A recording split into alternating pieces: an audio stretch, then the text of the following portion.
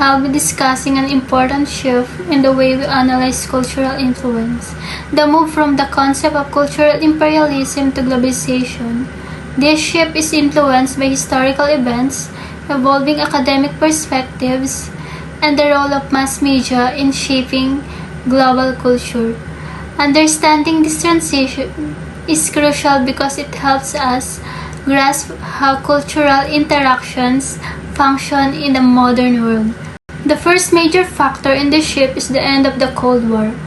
During the Cold War, global relations were largely defined by competition between two superpowers, the United States and the Soviet Union. Their rivalry shaped ideological, geopolitical, and economic interactions across the world.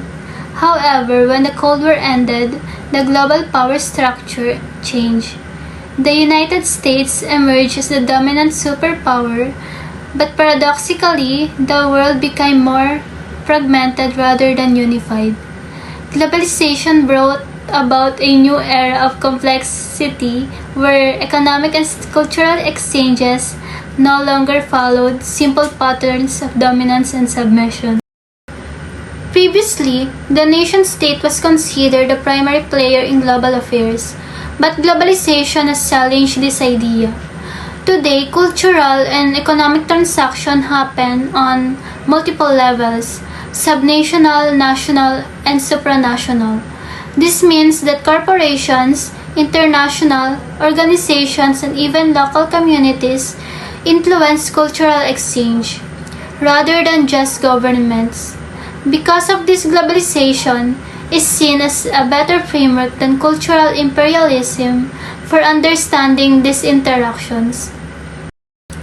Another reason for the shift, as John Tomlinson argues, is that globalization represents a process that lacks clear direction and coherence. In contrast to cultural imperialism, which suggests that one dominant culture is imposed on others, globalization reflects a more dynamic and multidirectional exchange of cultural elements. This idea challenges the notion that only weaker or developing nations experience cultural influence. As globalization affects all nations, including powerful ones, the spread of technology, economic interconnectedness, and cultural hybridization make it difficult to argue that cultural influence moves in only one direction. The third reason globalization has replaced cultural imperialism is that it has become a dominant perspective across multiple academic disciplines. Scholars in anthropology, sociology, geography, cultural studies, media studies, and communication have embraced globalization as a key framework for analyzing cultural exchange.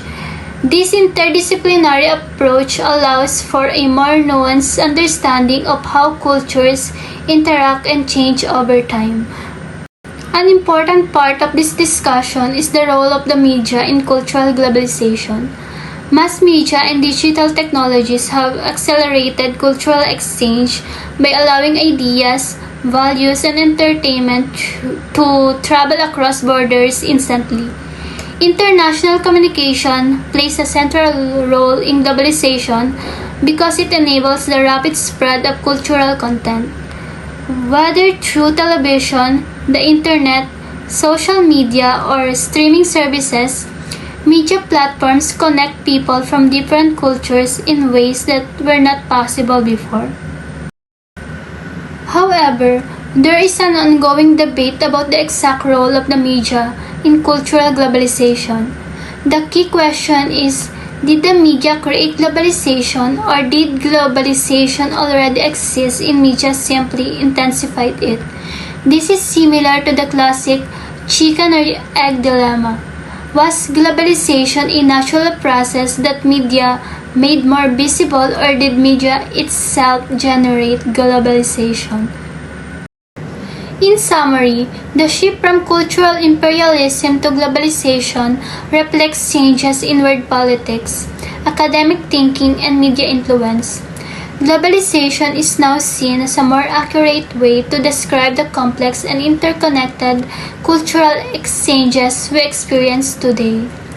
And while media technologies undoubtedly contribute to cultural globalization, the extent of their impact remains a topic of discussion among scholars.